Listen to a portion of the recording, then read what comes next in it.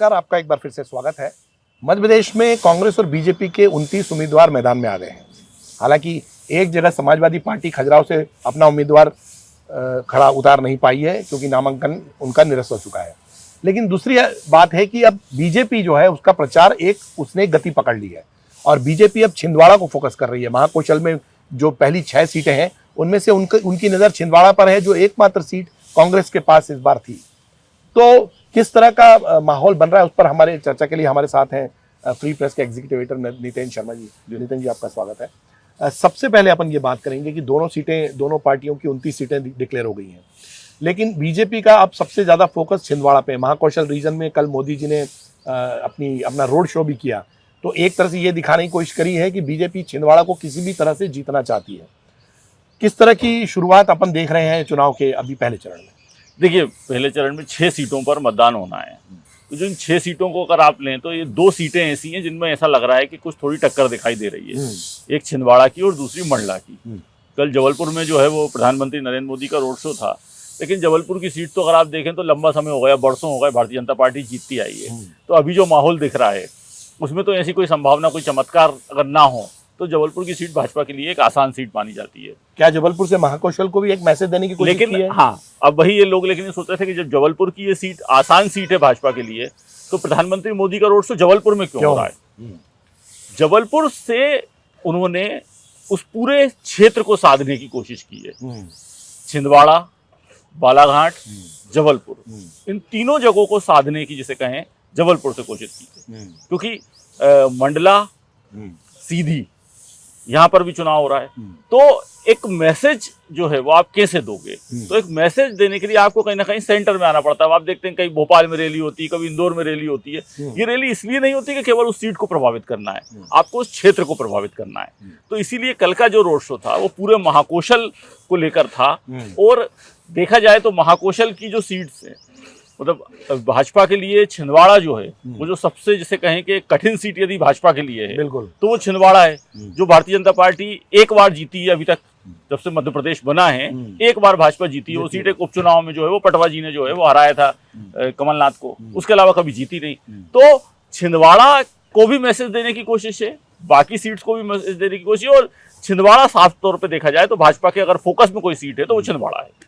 तो अब छिंदवाड़ा की चूंकि बात उठी है तो हम देख रहे हैं कि अब एक एक करके छिंदवाड़ा के कई नेता कांग्रेस के हैं, जिनमें कि कमलनाथ जो पूर्व मुख्यमंत्री हैं उनके क्लोज थे। जैसे दीपक सक्सेना का ऐसा माना जा रहा था कि आज गए, कल गए, फिर रुक गए। अब आखिरकार रात को 2:30 बजे वो पार्टी में शामिल हो गए। ऐसी कोशिश की जा रही थी कि शायद मोदी जी के साथ टाइम उनको शामिल किया जाए। अब दो विधायकों पर नजर है ना। तो आप देख रहे हैं, हम देख रहे हैं कि एक तरह से कि छिंदवाड़ा को घेरने की कोशिश की जा रही है। देखिए, छिंदवाड़ा में मुझे ऐसा लगता है कि कमलनाथ जी के लिए अपने राजनीतिक जीवन का सबसे खराब दौर चल रहा है। चुनाव का जब नतीजा आएगा, वो जो भी आए, वो अभी हमको नहीं पता, लेकिन राजनीतिक जीवन का सबसे खराब दौर है कमलनाथ जी का। कमलनाथ जी के विश्वस्त जो हैं वो दीपक सक्सेना, वो भारतीय जनता पार्टी में चले गए। ऐसा व्यक्ति जिसको 3 बार से वो टिकट देके विधायक बना रहे थे, कमलेश शाह, वो भारतीय जनता पार्टी में चला गया। जब अगर आपको याद होगा कि जब मध्य प्रदेश में कांग्रेस की सरकार बनी थी 2018 में, कमलनाथ जी का यदि कोई सबसे खास प्रवक्ता था तो एक जाफर थे, वो जो है वो भारतीय जनता पार्टी में चले गए। नगर निगम में जिस महापौर को टिकट दिया, जिस आदिवासी को, और उसको वहां लेकर गए, वो जो है वो भारतीय जनता पार्टी में चला। तो आप अगर पूरा देखें तो चुनाव का परिणाम बताएगा कि वो जीतते हैं या हारते हैं, लेकिन नकुलनाथ की जीत या हार अपनी जगह, कमलनाथ जी के लिए ये राजनीतिक क्षति का दौर जो है वो ये अवश्य है। और ये आज से नहीं है। मुझे लगता है कि मध्य प्रदेश में जो विधानसभा चुनाव के नतीजे आए, ये तभी से शुरू हुआ कि जब विधानसभा के नतीजे आए तो सबसे पहले जो है वो सरकार नहीं बनी। उसके बाद जब वो विदेश में थे उनको प्रदेश अध्यक्ष पद से हटा दिया गया। फिर जिस तरीके की खबर चली कि कमलनाथ जी भारतीय जनता पार्टी में जाने वाले हैं, भोपाल से लेकर दिल्ली तक हलचल मची रही, तो कांग्रेस के नेताओं का उन पर से भरोसा उठ गया।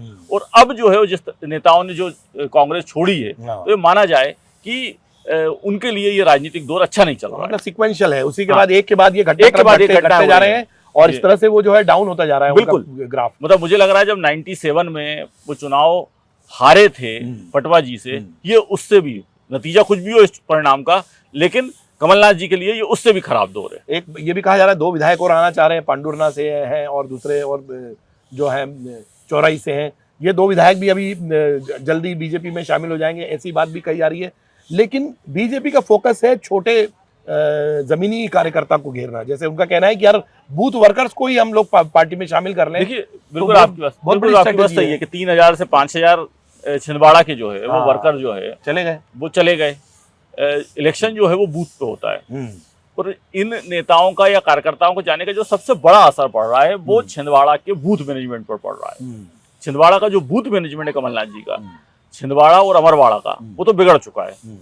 अब बाकी जगह की क्या स्थिति रहती है समझ में आएगा, लेकिन बीजेपी का भी फोकस इसीलिए नीचे है कि जो कार्यकर्ता है उसको लेकर आया जाए। लेकिन इसमें एक दूसरी चीज भी है, मैं जितना हम राजनीति को समझते हैं, होता क्या है कि जब आप नेता को लेके आते हो कार्यकर्ता भी तभी आता है। आप ये सोचो कि नेता कोई कांग्रेस में रहेगा और कार्यकर्ता भाजपा में आ जाएगा, तो ऐसा नहीं होता। नेता के साथ ही कार्यकर्ता आता है, तो इसीलिए नेताओं को ला रहे हैं, साथ में कार्यकर्ताओं को ला रहे हैं। तो अब जबकि 3-3 हजार 1.5 हजार और यहाँ तक कि बीजेपी में दावा किया कि एक दिन में 1.25 लाख कांग्रेस के कार्यकर्ता शामिल हुए हैं पार्टी में, तो ऐसे कई सेंटर्स होंगे जहां पर कि बूथ वर्कर्स अब कांग्रेस के पास नहीं होगा।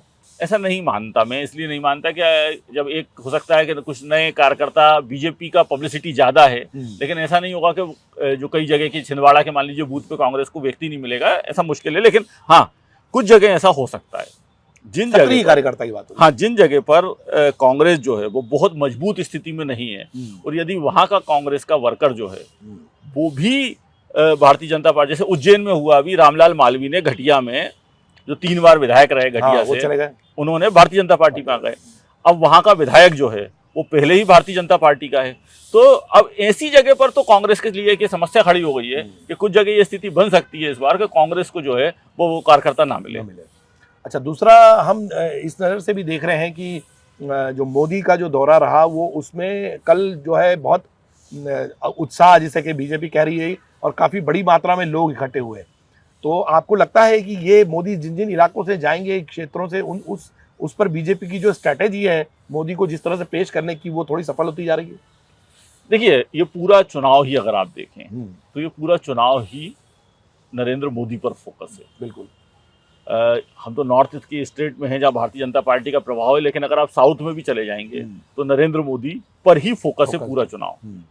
मोदी के साथ और मोदी के विरोध में 2 ही तरह के लोग हैं भारतीय जनता पार्टी के लिए। लेकिन ये भी चिंता की बात है कि इस चुनाव में भारतीय जनता पार्टी जो है वो गोड़ हो गई है, भाजपा की बात ही नहीं हो रही है। भारतीय जनता पार्टी जो कहती है कि हम नीति, हम सिद्धांत, उसकी बात नहीं हो रही है। बात हो रही है किसकी? नरेंद्र मोदी की, कि मोदी की सरकार लाना है, भारतीय जनता पार्टी की सरकार लाना है, ये भी पीछे छूट गया है। तो यही विषय जो है वो मध्य प्रदेश में है। तो मध्य प्रदेश में भी जो पहले चरण का मतदान होना है 19 तारीख को, उसको यदि आप देखें तो हर सीट पर भाजपा का यही फोकस है कि नरेंद्र मोदी के नाम पर वोट मांग रही है। क्योंकि भाजपा के जो प्रत्याशी अगर आप देखें तो जबलपुर में आशीष दुबे भी बहुत लोकप्रिय नेता नहीं है, छिंदवाड़ा में विवेक साहू भी बहुत लोकप्रिय नेता नहीं है, 2 बार विधानसभा चुनाव हार चुके हैं। तो भारतीय जनता पार्टी के ऐसा नहीं है, जैसे शहडोल में हिमाद्री सिंह दूसरी बार सांसद का चुनाव लड़ रही है, फग्गन सिंह ठीक है एक बड़े नेता है, लेकिन वो भी अभी विधानसभा का चुनाव हार गए थे। सीधी में जो डॉक्टर राजेश मिश्रा को टिकट दिया है वो भी लोकल व्यक्ति हैं, कोई बहुत बड़ा उनका राजनीतिक वो नहीं है। बालाघाट में जो भारती पारधी चुनाव लड़ रही हैं उनका भी कोई बहुत बड़ा राजनीतिक बैकग्राउंड नहीं है। तो ये सारे कैंडिडेट आप देखिए तो इनमें से कोई कैंडिडेट ऐसा नहीं है जो खुद की दम पर लोकसभा का चुनाव जीत सके। तो ये सारा जो चुनाव है हर सीट पर वो मोदी पर निर्भर है। यदि जरा सा भी मोदी की वेव कमजोर पड़ी तो भाजपा को नुकसान हो जाएगा। तो इसका मतलब ये हुआ कि जो विकास के मुद्दे हैं, दूसरी चीजें सब गौण हो गई हैं। अब मुद्दों की लड़ाई नहीं है, अब जो है मोदी के साथ वाले और मोदी के विपक्ष वाले, तो मोदी का जो समर्थन कर रहे हैं और मोदी का जो विरोध कर रहे हैं, जैसे कि आपने कहा है, तो क्लियर ये हो गया है कि अब जो चुनाव हो रहा है वो मुद्दों पे उतना ज्यादा नहीं हो रहा है। नहीं, देखिए ना, अब कहाँ बात हो रही है इसकी कि इस चुनाव के बाद जो है वो अगला देश में क्या होने वाला है, इसकी बात कहाँ हो रही है। बात ये हो रही है कि प्रधानमंत्री नरेंद्र मोदी फिर से प्रधानमंत्री बनेंगे और सब ठीक हो जाएगा, सब अच्छा चलेगा, या प्रधानमंत्री नरेंद्र मोदी प्रधानमंत्री नहीं बनेंगे तो हम सरकार बनाएंगे तो हम सब ठीक कर देंगे। बात ये नहीं हो रही कि मुद्दे की बात नहीं हो रही। आप देखिए देश में इस बार चुनाव जो है वो मुद्दे पे नहीं है, मुद्दाहीन है। मतलब मोदी मुद्दों पर भारी पड़ गए, मतलब मुद्दा जो है वो खत्म हो गया मोदी जो है वो भारी पड़ गए। तो अब मोदी कितने भारी है, लेकिन अभी तो जो माहौल दिखाई दे रहा है उसमें तो लग रहा है कि मोदी भारी है। कल दो ही नारे थे, जय श्री राम और मोदी जिंदाबाद। हालांकि मुझे ऐसा लगता है मुझे जो इलेक्शन का जो दिखाई दे रहा है कि ये बात सही है कि जय श्री राम का नारा भी लगा रहे हैं लोग, राम मंदिर को लेकर एक लोगों में ये भाव भी है कि भारतीय जनता पार्टी की सरकार में राम मंदिर बना, लेकिन जिस एरिया में इलेक्शन अभी हो रहा है वहां राम मंदिर की वेव बहुत काम करेगी। उस जगह जैसे ट्राइबल एरिया में मुझको लगता है कि बहुत राम मंदिर की वेव काम नहीं करेगी। बिल्कुल, ट्राइबल्स के तो काम पे डिपेंड करता है उनका, और खासतौर पे उनके क्षेत्र में जातिवाद, हाँ, उनसे कौन जुड़ा हुआ है, वहाँ नीचे क्या स्थिति बन रही है, आपका वहाँ बूथ प्रबंधन कैसा है, क्योंकि जैसे मंडला में भी चुनाव हो रहा है और शहडोल में भी चुनाव हो रहा है, ये दोनों ट्राइबल एरिया हैं। तो ट्राइबल छिंदवाड़ा भी, भले ही छिंदवाड़ा आरक्षित क्षेत्र ना हो, वो कमलनाथ जी ने उसको करा रखा है सामान्य क्षेत्र, लेकिन छिंदवाड़ा में बहुत बड़ी संख्या है ट्राइबल की। तो छिंदवाड़ा बहुत बड़ी संख्या है ट्राइबल की, 3 लाख जो है वो ट्राइबल वोटर है। तो छिंदवाड़ा, मंडला, शहडोल, ये तीनों क्षेत्र ऐसे, सीधी में भी कोल बहुत बड़ी संख्या में है। तो ये जो ट्राइबल है, इस पर मुझे नहीं लगता कि राम मंदिर का कोई असर होगा। अगर ट्राइबल पर किसी चीज का असर होगा तो वो मोदी फैक्टर का ही असर होगा। तो वहां राम मंदिर का असर नहीं है, लेकिन हाँ, क्योंकि विधानसभा चुनाव में भी हमने जब देखा था कि जब मोदी की सभाएं हुई थी ट्राइबल एरिया में, तो उसका असर दिखाई दिया था। तो ऐसा लगता है कि ट्राइबल एरिया में मोदी का असर तो है। ऐसे में कांग्रेस का जो न्याय पत्र है, उनका जो घोषणा पत्र है, वो कितना असरदार है? देखिए, कांग्रेस के साथ जो समस्या है वो ये है कि कांग्रेस का मैं ये कहूंगा कि एक न्याय पत्र जो है वो अगर लोगों तक जाए तो वो आकर्षित करने वाला है। साल में 1 लाख रुपए महिलाओं को देने की बात हो रही है, उसमें उन्होंने कहा है कि कैश देने की बात हो रही है। 8,000 रुपए के लगभग होते हैं महीने में। रोजगार और किसान दोनों वो भी हैं, सारी चीजें, रोजगार की बात है, किसानों की बात है, मतलब मजदूरों की बात है। कांग्रेस का घोषणा पत्र जो है वो आकर्षित करने वाला है, लेकिन आप आकर्षित दुनिया में कब होगे? जब वो चीज आपको पता हो, आप तक पहुंचे। उस मामले में कांग्रेस का प्लान जो है वो कमजोर दिखाई देता है कि कांग्रेस लोगों तक अपनी बात कैसे पहुंचाए, वो प्लान कांग्रेस का कमजोर है। तो अगर आपका बहुत अच्छे मुद्दे से, अब विधानसभा चुनाव हुआ था, तो विधानसभा चुनाव में भी कांग्रेस ने कोई कम आकर्षित करने वाली घोषणाएं नहीं की थी। तो कांग्रेस ने तो बच्चों की पढ़ाई में मुफ्त देंगे, 1500 रुपए भी देंगे, सिलेंडर भी देंगे, सब सारी घोषणाएं की थी, लेकिन 163 सीट भाजपा जीती। तो इससे माना जाए कि आप कितना भी अच्छा जो भी प्लान बनाएं, उस प्लान को लोगों तक पहुंचाएं कैसे, वो भी सबसे बड़ी समस्या है। अब आखिरी इस मुद्दे पर बात करते हैं कि कांग्रेस ने आखिरी जो 3 सीटें हैं, ग्वालियर, मुरैना, ये इनकी घोषणा की है, और ये कहा जा रहा है कि अब वहां पे थोड़े दमदार कैंडिडेट्स आए हैं, शायद वो बीजेपी को टक्कर दे सकते हैं। तो क्या वहां माहौल थोड़ा सा बदलने की स्थिति है? जैसे अपन 5 सीटों की बात कर रहे हैं, 29 में से 5 सीटों में ये है क्या ग्वालियर और मुरैना भी? देखिए, बिल्कुल, ये ग्वालियर मुरैना की सीट जो है, क्योंकि मैं जो अभी बात वही हो रही थी कि जो राम मंदिर की वेब की बात हो रही थी, तो ग्वालियर मुरैना की भी ऐसी सीट है जो जाति पर बहुत आधारित है। वहां पर किस जाति का व्यक्ति खड़ा है, खास तौर पर मुरैना में। तो मुरैना में अब एक तरफ शिकरवार हो गए हैं और एक तरफ तोमर हो गए, मतलब दोनों ठाकुर हैं, दोनों के क्षत्रिय प्रत्याशी हैं। साफ तौर पर ये वोट बटेंगे। अब वहां पर ब्राह्मण हैं, ओबीसी हैं, गुर्जर हैं, कुशवा हैं, बहुत अलग अलग वो हैं। अब ये वोट किसकी तरफ जाते हैं, उस पर बहुत बड़ा इलेक्शन में डिपेंड करेगा, क्योंकि मुरैना की सीट खासतौर पर मैं मानता हूं कि वहां पर बहुत असर उसका चीजों का नहीं होता जो देश में मुद्दे चल रहे हैं। वहां लोकल इशू ज्यादा मायने रखाते हैं, और इसीलिए मुरैना में ऐसा ही हाल ग्वालियर में है। वहां पर भी जो है वो भारत सिंह कुशवाहा और प्रवीण पाठक दोनों विधानसभा चुनाव हारे थे, अभी अब दोनों सामने हैं। खंडवा में ज्ञानेश्वर पाटिल उपचुनाव में जीते थे जब पूरी सरकार की ताकत उनके साथ थी, भारतीय जनता पार्टी से, जब वो उपचुनाव जीते थे। नरेंद्र पटेल अभी विधानसभा चुनाव हारे हैं, लेकिन अरुण यादव के कैंडिडेट हैं, तो हो सकता है कि खंडवा में भी कुछ मुकाबला रोचक हो जाए। तो लेकिन मोदी फैक्टर कुल मिलाकर अगर हम उसको सम अप करें, देखिए, मोदी फैक्टर चला तो कोई मुकाबला नहीं है। अगर मोदी फैक्टर सब जगह चल गया, यदि 2019 के चुनाव की बात करें, जैसा हुआ था, अगर 2019 जैसा चुनाव हुआ तो कांग्रेस कुछ ही को भी खड़ा कर दे और कोई भी फैक्टर ले आए, वो कोई काम नहीं करेगा।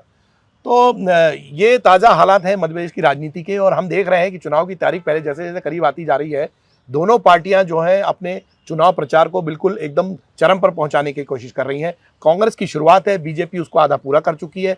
इस मुद्दे पर हमारी चर्चा जारी रहेगी। आपके अगर कोई विचार हो तो हमें जरूर भेजिए, साथ ही सब्सक्राइब और लाइक का बटन भी जरूर दबाइए। बहुत बहुत धन्यवाद।